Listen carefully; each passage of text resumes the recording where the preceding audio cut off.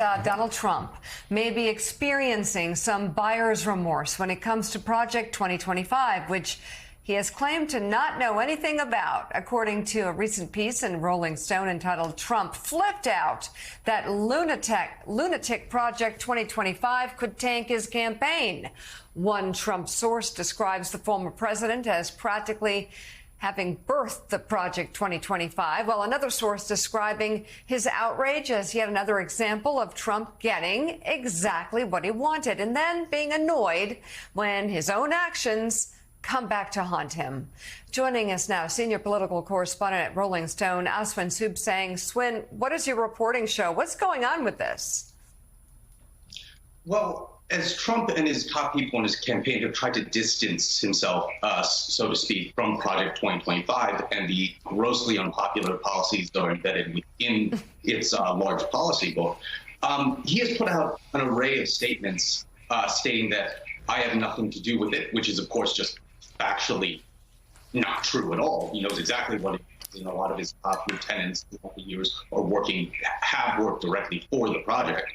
But he's been a little bit vague about when he has said there are things in Project 2025 that I find despicable and want nothing to do with. So we at Rolling Stone decided to go about talking to our sources, trying to figure out, okay, what policies specifically can you tell us that Donald Trump, that caused him to have this meltdown?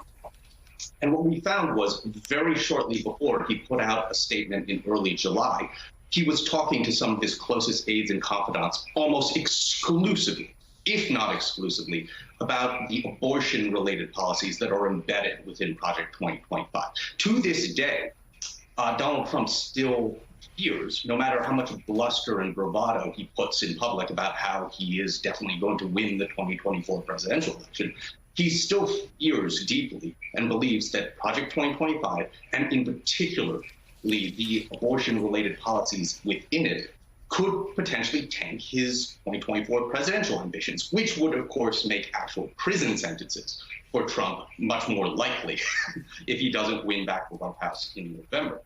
Obviously, in Project 2025, there are abortion-related policy prescriptions that have to do with abortion surveillance, implementing what would essentially be a de facto national ban, and also ending federal approval for abortion pills. So this is not stuff that plays well even in Peoria, as people would say. Swin, Elise Jordan here. I was surprised to read in your reporting that questioning Kamala Harris's racial identity wasn't just Trump going rogue. It actually is a strategy that the campaign endorses. Yes. There are a lot of moments throughout the years during his administration and during his presidential campaigns where Trump will go off the rails or do something, and then you have an abundance of leaks from his top aides saying, we don't like this, please anonymously put in the newspaper that we do not like this. This is something different and more complicated. No matter what some of them try to spin now or in the future, particularly if this does not work, this is an instance where, according to our reporting at Rolling Stone, the people who really matter within his orbit, including at the most senior levels on his presidential campaign, are with him. They actually think it is smart politics to go after Kamala Harris as a quote-unquote phony in invoking her mixed race identity in that attack. There are even some top advisors to Trump who feel that this might even help them shave off parts of the black vote that is already skeptical of Joe Biden and Kamala Harris.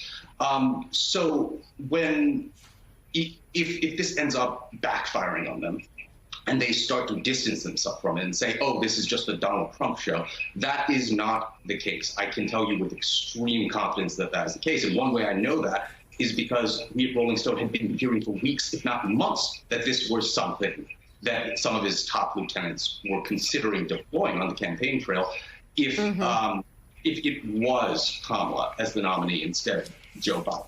So they can't really put that piece back. Senior political reporter at Rolling Stone, Aswin Subsang, thank you very, very much for your reporting this morning.